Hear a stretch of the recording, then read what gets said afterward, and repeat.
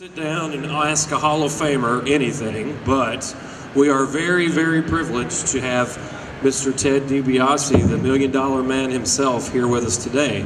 What we're going to do is he's going to tell you a little bit about himself and his background, and we're going to talk about some wrestling. And if you have any questions, I'm sure he'll be glad to answer that. So, Mr. Dibiase, tell us a little bit about yourself and your background and how you got started into wrestling. Well, probably one of the first questions I'm ever asked is, why wrestling? I mean, let's face it, folks, it's not a normal job. What do you do for a living, Ted? Well, I run around in spandex and I hit everybody in the head with chairs. What do you do? It's not a normal job. The answer, though, to the question is Dad. I was very fortunate to be raised by a very loving stepfather who came into my life when I was 5. Mike Dibiase, son of Italian immigrants, born and raised in a poor neighborhood in Omaha, Nebraska, by parents who were Italian immigrants. Came out of a poor neighborhood. He was the kid who, all of his friends were getting drunk, getting high, and being cool, chased his dream. And his dream was to become an athlete. And my dad was one of 4 athletes in the history of the University of Nebraska to have lettered 8 times. He lettered 4 times in football, 4 times in wrestling. And in 1946, right before going to the University of Nebraska, while in the Navy, this was World War II time, he won the AAU National Heavyweight Wrestling title. And so he's the kid that came out of the neighborhood and did what everybody told him he couldn't do. And as I was a young man growing up, that's what my dad always told me. He said, it doesn't take any courage to follow the crowd, to do what everybody else is doing. He said, that's easy. He said, what takes courage is to stand up and cut your own path in life. And he says, if you're willing to work hard, if you're willing to make the sacrifices necessary to be successful, you can be anything you want to be. And he says, and that's what I want. That's all I would ask of you. He said, I don't want you to be a football player or a wrestler because I did this. He said, you follow your heart. Well, of course, my heart was to follow my dad. And, as it happened, when I was 15 years old, he had a heart attack and died in the ring during a match. At the end of his career, big shock for all of us. I moved to a small town in southern Arizona, a little place called Wilcox. Wilcox, Arizona has 3 traffic lights. It still has 3 traffic lights. My grandmother ran a truck stop in this little town. And so I had done very well. I was going to be in the 10th grade, sophomore in high school. And I had been doing very well in football. Everything was going great. But now I'm in this little town, and all my friends, all my peers, what do in Wilcox? Well, there's not much to do on Friday and Saturday night, so they go out, get drunk, get high, and have parties. But I always remembered what my dad told me. So I never did any of those things in high school. I watched my mother sink into alcoholism out of despair. But I stayed true to my conviction. I stayed true to wanting to be as much like my dad as I could because he was such a huge influence. And I was the first kid to ever graduate from this little school in southern Arizona with a full scholarship to play Division I college football. And so I went to college on a football scholarship. I played at West Texas State University, where a number of, it's hard to explain all this, I don't have time to, but there's a number of wrestlers, guys that became big stars in wrestling came out of this school, and largely due to the influence of another famous wrestling family, the Funk family, Dory Funk Jr. and Terry Funk, their dad. I'll run it down for you. Here are the guys that played college football at West Texas State that became stars in wrestling. Bobby Duncombe, Dory Funk Jr., Terry Funk, Dick Murdoch, Dusty Rhodes, Stan Hansen, Bruiser Brody, myself, Tully Blanchard, and Tito Santana were all on the same team. All those guys played football, and Barry Windham. So wrestling was in my blood. I played college football. Between my junior and senior year, I came to this area, 1975, and I was going to test the water. I was going to see if I really wanted to do this. So in the summer of 1975, I came to what was then called Mid-South Wrestling, which was basically Oklahoma, Arkansas, Louisiana, and Mississippi, to see if I wanted to do this. Well, I'm not sure that was the greatest thing I ever did, because this is the one time I didn't follow through. At the end of the summer, I had done so well, I said, I'm a wrestler. I had 1 year of school to complete to get a degree, and I didn't go back, and I still regret it. But I became a wrestler, and wrestling has been my life. A 19-year physical career, an overall career wrestling and managing and commentating 25 years, and I'm on what the WWE calls a Legends contract, where basically I agree that based on my availability, and if they have an opportunity for me to go do something, special events, charities, WrestleMania and that stuff, I still go back whenever I can. So it's been in my blood.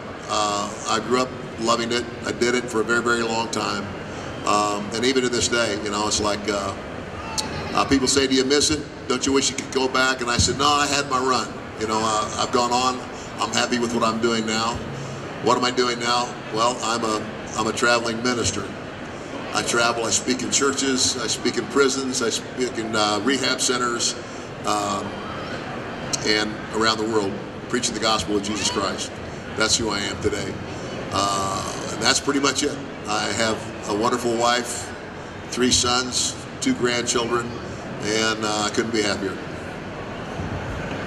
So, first question. Who has a question? I know you do. All right. How you doing? Hey, man. Who is the toughest wrestler you've ever come up against? Well, in terms of tough, when you talk about wrestling, professional wrestling is sports drama. We're not really trying to kill each other. Reality is we're in that ring working together to entertain a crowd. Now, the biggest misconception about pro wrestling is because it's not a legitimate sport, well, it can't be that hard, which is the most idiotic thing I've ever heard. Yeah, we wrestle in a ring, and that ring's got a little bit of bounce in the middle of it, but you pick up a 280-pound man over your head and drop him on his back. And not only in a ring, but on a concrete floor. It's about, we're taught how to control our body. We're taught how to take the bumps that we take. But the impact oftentimes is very real, and guys get hurt. I've had both my knees replaced, bilateral knee replacement 3 years ago. I've had 2 surgeries on my neck, and I have lower lumbar problems to this day. That's 19 years of wrestling. You see, this thing that's different about pro wrestling than the NFL and the NBA and Major League Baseball is they are seasonal. We are year-round, and it takes a toll on your body. So, tough guys. Now, you say, okay, if you look at the guys and say, okay, who's legitimately a really tough guy? In my era, there's 2 guys that stand out in terms of if you were to walk down a dark alley and you find yourself surrounded by a bunch of guys that want to beat you up and you only have one choice for a partner, here are my 2 choices. Haku or Road Warrior Hawk. Both of those guys could be alone. It's like, where does a 300-pound gorilla sleep? Anywhere he wants to. And the great thing about both of those guys is, thank God that both of those guys were really very nice people. Because if those 2 guys had a belligerent attitude, I don't know, they'd probably be, well, God bless Hawk, he's gone on to be with the Lord. But those 2 guys, 2 of the double guys. Now, another guy that I wrestled with that never went to the WWF, who was legitimately one of the toughest guys I ever knew, was Steve Williams. Steve Williams is another athlete like my dad. Steve Williams played football and wrestled at the University of Oklahoma. When Steve died, I spoke at his funeral in Denver. And Barry Switzer, who was his football coach, was there, and Dan Abel, who was his wrestling coach, were there. And Dan Abel, his wrestling coach, told us this. He said, Steve Williams wrestled Bruce Bumgarner in college. Bruce Bumgarner won the Olympic gold medal for the United States in amateur wrestling. Bruce Bumgarner said, if Steve Williams had been a one-sport athlete, I'd have never beat him. Because he realized he wrestled a guy that spent half of his time devoted to football, and he could just barely beat him. He said, if this guy was all about wrestling, he said, I'd never beat him. So, again, I'd put Steve Williams in that same category. There you go. Either. Could you share some of your favorite memories of your wrestling career?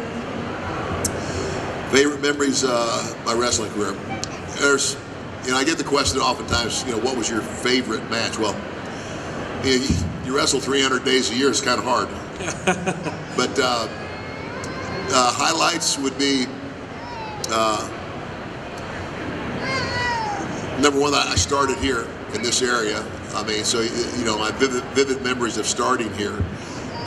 But the first major main event that basically kind of put me on the map, I wrestled Harley Race in St. Louis, Missouri. It's the first sellout crowd that I was the main event. And Harley was the world champion, and it was kind of like we wrestled 1 hour to a draw. And St. Louis was the kind of town that, even though it was technically part of the Kansas City territory, it kind of stood by itself. The guys who would come in and wrestle in St. Louis came from all the other, there'd be guys coming from what was AWA up in Minnesota, guys from Florida. Basically, if you went to St. Louis and you got over, if you became a main event guy in St. Louis. And the other thing, there's only one guy that became Missouri heavyweight champion that didn't go on to become the NWA world champion, and that was me. But so that was that match kind of, because back then no social media, and it was but the wrestling world took notice, and so that was a mile marker. My very first WrestleMania, which was WrestleMania 4. I wrestled 3 matches that night. That was a tournament to declare a new champion, because I had told the world that I had, bought off Andre the Giant, and I was going to buy the belt and all that stuff. And the main event ended up being me and Macho Man Randy Savage, and we had a great match. And that match set up probably the next year, where Andre the Giant and I wrestled Hulk Hogan and Macho Man and Hulk and anyone of a number of other guys in many various places. And then I guess I would say my favorite WrestleMania match was WrestleMania 6, and I wrestled Jake the Snake. And Jake and I, we had great chemistry. And by the way, I'm very proud of Jake, because Jake has been through hell. We all thought he'd be dead by now because of a lot of those problems, and he's made this incredible turnaround in his life, and I couldn't be happier for him. And then SummerSlam 1992, we wrestled. It's the only other than going to Canada, it's the only other pay-per-view I think we've ever done outside of the continental United States, and it was in London. And it's the largest crowd I ever wrestled, for 80,000 people, Wembley Stadium. And they told us that we sold Wembley Stadium out faster than the Beatles. That's really incredible. Me and Mike Rotunda, whose wrestling name was IRS, or Irwin R. Shyster. Now there's a combination for you. The $1 Million Man and the IRS. And you think it's real? We wrestled Hawk and Animal, the Road Warriors, and we had a great match with them. So those are some of the milestones. What do you think of the new wrestlers now? You know, everything evolves and everything changes, everything, and it never stays the same. And you know, I have a lot to be grateful for. I'm grateful to Vince McMahon and for what, I mean, to be honest with you, you know, if Vince had not come along and did what he did, wrestling would have died. I mean, now you turn on your television and you got a choice of 100 to 200 different channels. You know, regional wrestling never would have survived the way it was. But the sad thing is the way things were done then, the way that guys like me learned our craft, when it went away, that also went away. Because initially Vince had all of these regional territories to draw his talent from. And when all those other territories couldn't compete with him anymore, they closed up, they went away. Well, now where's the new talent going to come from? So one of the problems today is that young wrestlers, you know, they didn't get to wrestle every night in a different town, and sometimes, because we came back, when I wrestled here, the first time I wrestled at this Coliseum was in June of 1975, and we came back here every Wednesday night. It was weekly. So you got to think, what can we do tonight to entertain the crowd but get them back next week? So the only thing I knew when I walked in the ring was exactly how the match is going to end. We call it the finish, because that's the hook. It's like a soap opera. How do we get them back next week? But everything else I did in that match, I did instinctively, and it's a process. You learn it over time. We told the story in the ring. The match was the story. Guys today don't know how to do that. I mean, you got guys that they take these beautiful bumps and everything, but they don't sell it. They hit the ground, they bounce up like nothing happened, and they go do it again. I mean, it's like, I keep telling guys, make it as real as you can. I mean, when I was wrestling, even in those days, most people that have ever been in a real fight or been in an athletic competition can watch wrestling for a little while and go, hey, wait a minute. It's like going to a magic show. You know that they can't really make an elephant disappear, but they did. It's all, you know, smoke and mirrors, but how'd they do it? Well, it's the same thing with wrestling. When you walk into a movie, you know it's a movie, but if the actors are really good, they draw you into the story, and you're there. You know, I mean, they can make you laugh, they can make you cry. It was the same thing with wrestling. That's what's missing with wrestling today. Now it's Raw is a 3-hour drama. It's like, you know, 3/4 of the show is blah, blah, blah, blah, blah, talk, because you don't have the quality of wrestler today. And I'm not saying athlete, but I'm saying knowledgeable wrestler that can tell that story in the ring. That's what's missing today. Now, to their NXT and what they're doing at the school in Orlando is excellent. Very good. And I've had a lot of fans say to me, even since I've been here, and almost every time I go and I talk to the fans. That's why I come into the Comic-Cons, because I have time to talk to the fans.